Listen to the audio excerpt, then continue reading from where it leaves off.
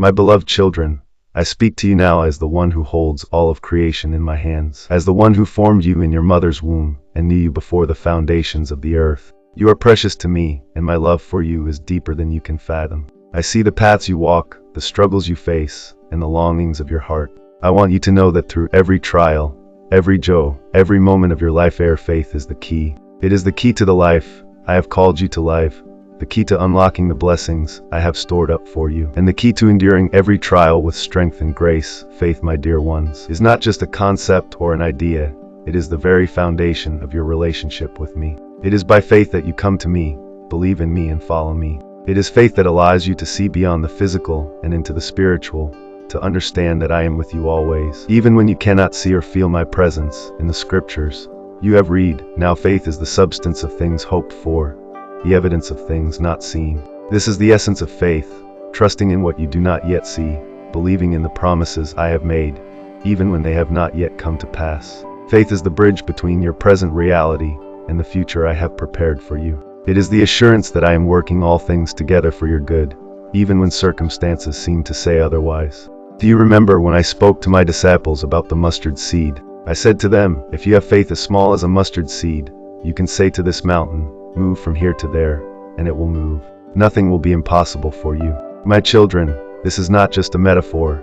It is a truth that you must hold on to. Even the smallest measure of true faith in me has the power to accomplish the impossible. But this faith must be rooted in trust that I am who I say I am, and that I will do what I have promised to do. Let me speak to you about trust, for it is the heart of faith.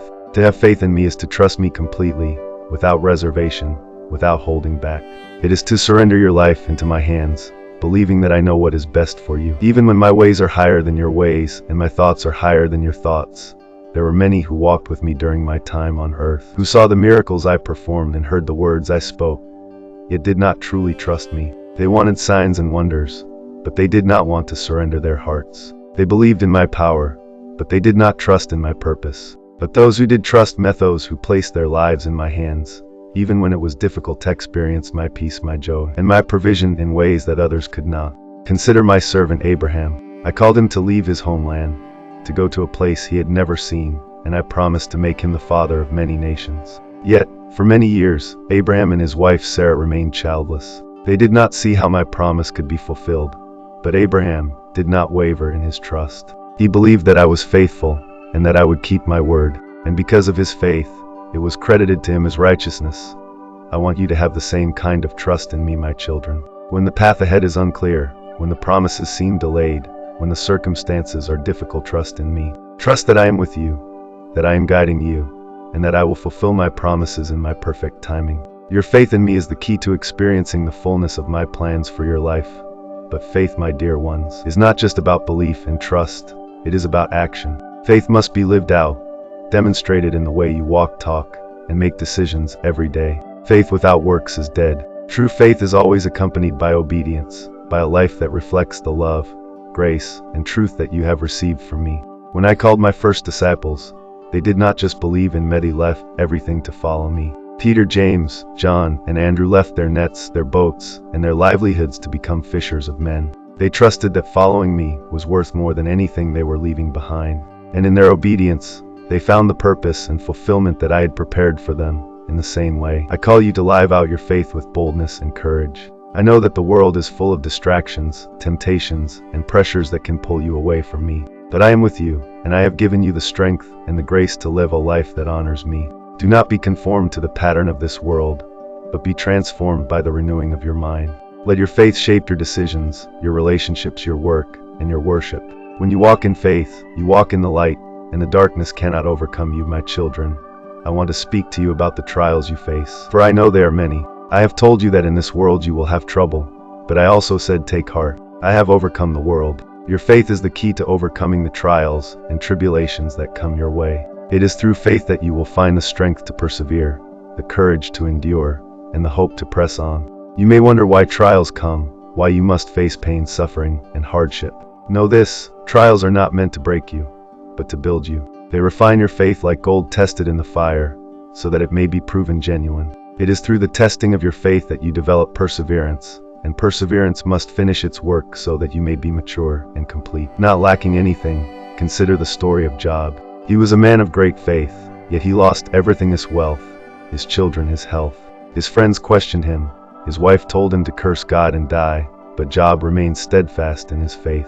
He said, "Though he slay me, yet will I trust him." Job did not understand why he was suffering, but he trusted that I had a purpose in his pain. And in the end, I restored Job's fortunes and blessed him even more than before. Job's faith was the key to his restoration and blessing. When you face trials, do not lose heart.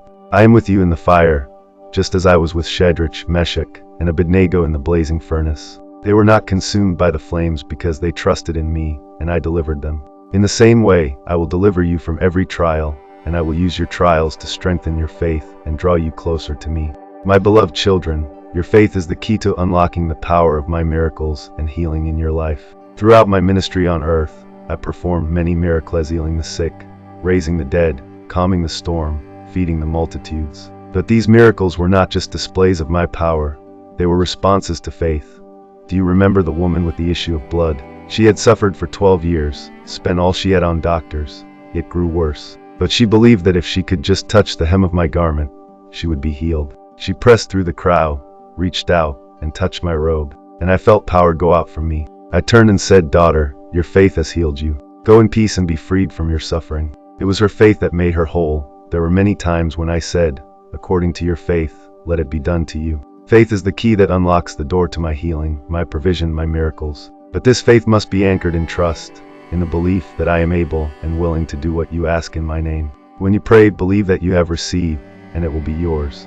Yet, I also want you to understand that my ways are higher than your ways. There may be times when you pray for a miracle, and it does not come in the way you expect. Trust that I am still at work, that I have a greater purpose, and that I am using every situation for your good and my glory. Whether the miracle comes in the form of healing, provision, or a deeper revelation of my love, your faith is the key to experiencing my power in your life.